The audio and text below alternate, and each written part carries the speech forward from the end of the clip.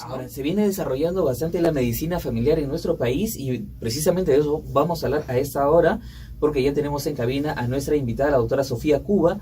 Ella es médica familiar, precisamente para hablar sobre este tema. Doctora, ¿qué tal? ¿Cómo está? Muy buenos días. ¿Qué tal? Buenos días. ¿En qué consiste la medicina familiar?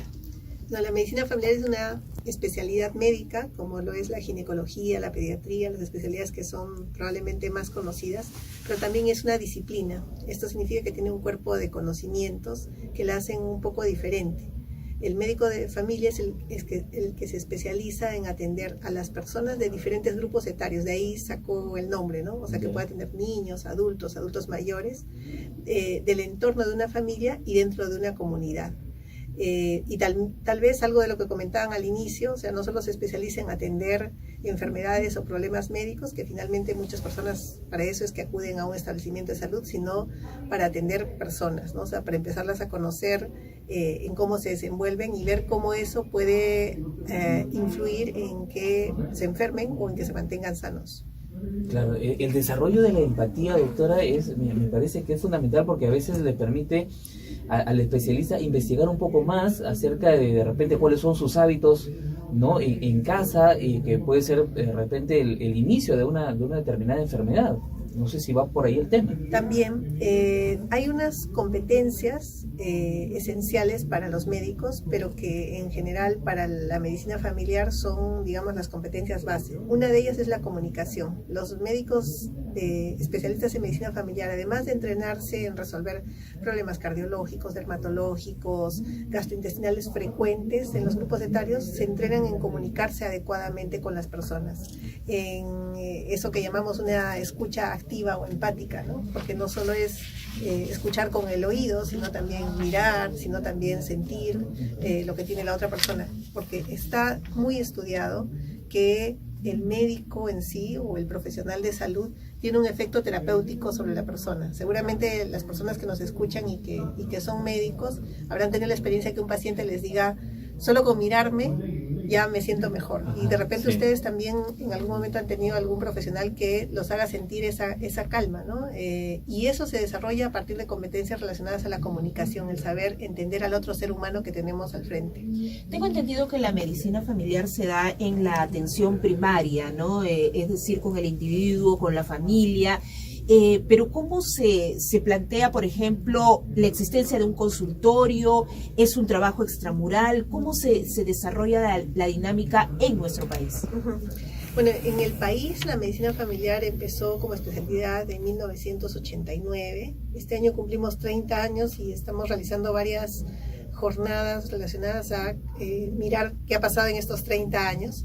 Pero en el país, en los centros y puestos de salud, debería ser el espacio en el cual se desenvuelven los médicos de familia o en los establecimientos que ofrecen el primer contacto a las personas si hablamos del sistema público, ¿no? O sea, en las clínicas donde sería el primer contacto. Entonces, el trabajo del médico de familia consiste en atender los problemas frecuentes de las personas, los del día a día, los problemas crónicos, pero también anticiparse al daño, ¿no? Entonces, depende del entorno donde se desenvuelva. Por ejemplo, si está en el Ministerio de Salud, sí demanda que, por ejemplo, atiendan algunos problemas de salud pública, como verificar si en el territorio hay niños que no están vacunados y acudir con el equipo a vacunarlos, como verificar si hay personas que están postradas en la comunidad y acudir a atenderlas, ¿no?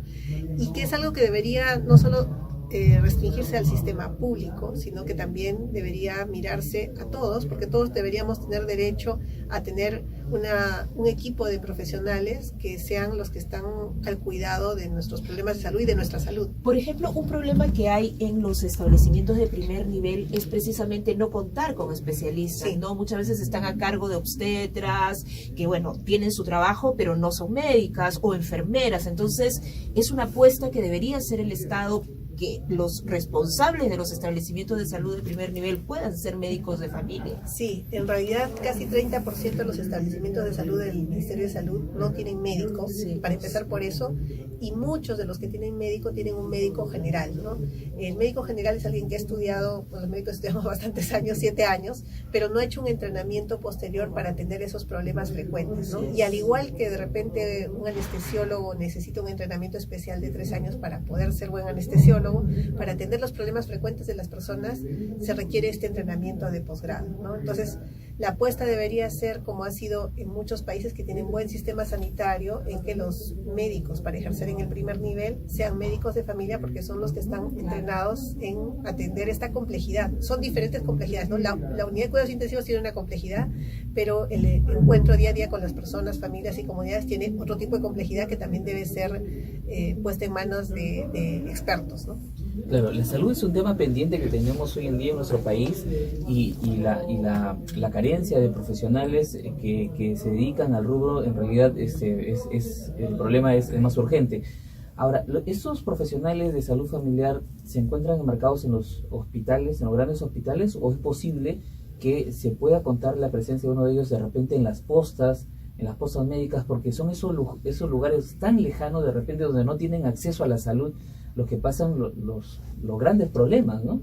Sí, o sea, de hecho el lugar donde deberían estar son los centros de salud. Efectivamente ahora hay muchos de los que han hecho la especialidad que no están trabajando en centros de salud, sino a veces se quedan en los hospitales, trabajando en las urgencias o en los consultorios de atención inmediata de los hospitales.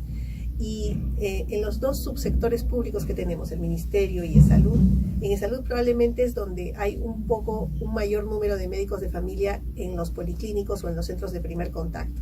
Pero la apuesta debería ser a que los establecimientos de primer nivel incentiven, ¿no? A través de repente, incentivos de un contrato, de repente que pueda ser visto con un interés especial por los egresados de la especialidad, para que empiecen a trabajar en estos centros de primer nivel, como sucede en todas partes del mundo donde se ha desarrollado un mejor sistema sanitario, ¿no? Donde yo sé que ante una dolencia que tenga, la primera consulta va a tener que ser con mi médico de cabecera, con mi médico de familia. Por ejemplo, si el Ministerio de Salud o alguna instancia requiriera tener médicos de familia, ¿a dónde tendría que acudir? ¿Cuántos médicos de familia existen en nuestro país? Aproximadamente. Actualmente con Registro Nacional de Especialista, porque o sea, hay médicos que hacen la especialidad y después no tramitan el registro de especialista, pero tenemos el registro de los que tienen este registro, y son 1068 en este momento. Ahora, 1068 para todos los establecimientos de salud es poco, pero la apuesta sería que por lo menos esos 1068 se inserte, porque también hay un problema con la formación, ¿no? Los médicos terminan de estudiar medicina, y si no ven que especialidades como estas, que son tan necesarias, son rápidamente captadas para puestos de trabajo, ellos optan por especialidades que sienten que van a redituarles mejor, ¿no? Y la idea es que los estados apuesten por incentivar que los profesionales vean con buenos ojos el quedarse a trabajar cercanos a las comunidades, ¿no? Y para eso se necesita que los puestos de trabajo sean adecuados para que los especialistas puedan entrar ahí y se generen los puestos de trabajo, ¿no? Ahora, el médico especialista en medicina familiar, me imagino que también tiene una preparación diferente a cualquier otro profesional, que le demanda también estar mayor tiempo en la universidad, o ese tiempo lo hacen en una especie de serum, lo que le llaman ustedes.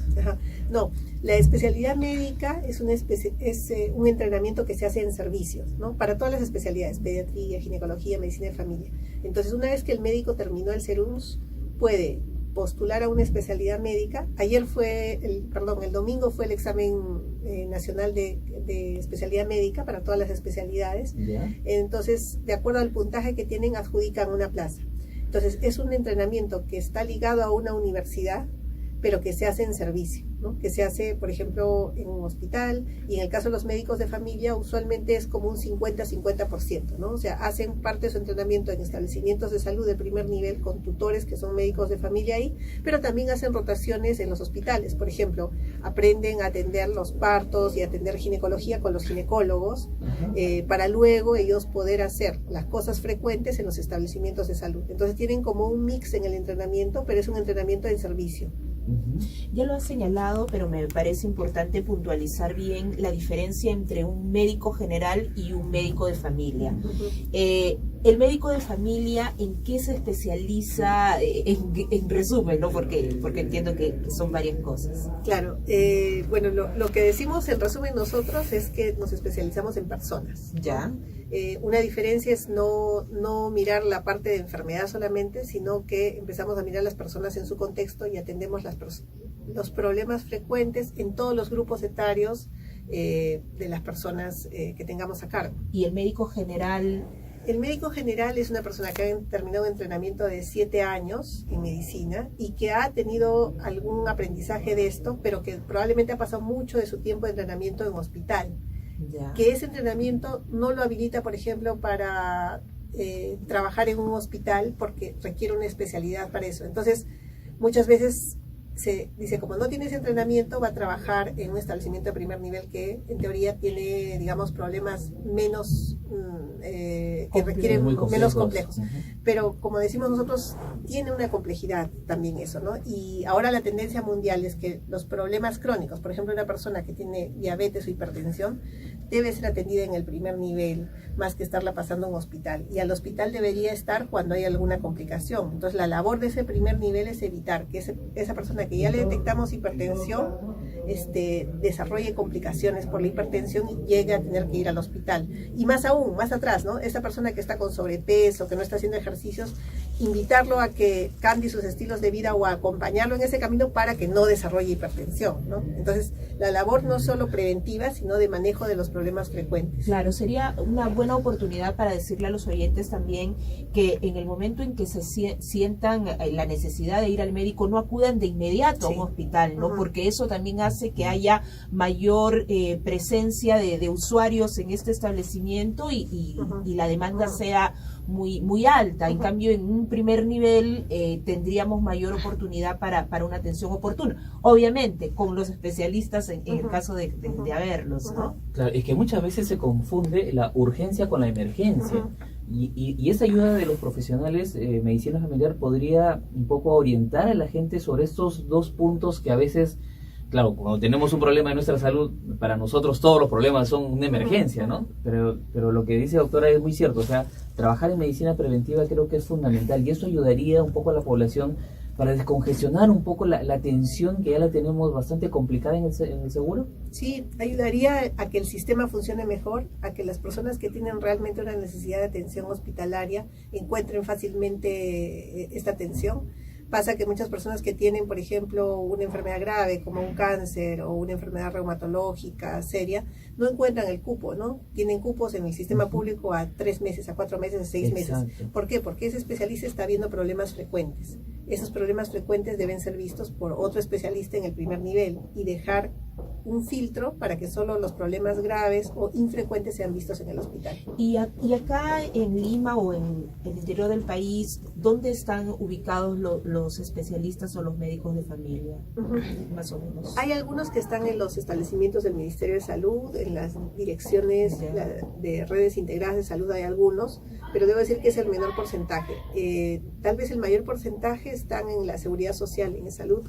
Y de hecho, por ejemplo, estos 2 nuevos policlínicos, bueno, no tan nuevos porque ya tienen como 5 años, que salieron en el Callao y en Villa María, el Kaelin y el Barton, tienen casi la mayor parte de sus profesionales que tienen el primer contacto con los pacientes como médicos de familia, ¿no? Han hecho una apuesta hacia eso y en algunos establecimientos de salud hay, y también en algunas clínicas privadas están trabajando médicos de familia. Y si se quiere cambiar esto, ¿dónde tendría que acudir el MINSA?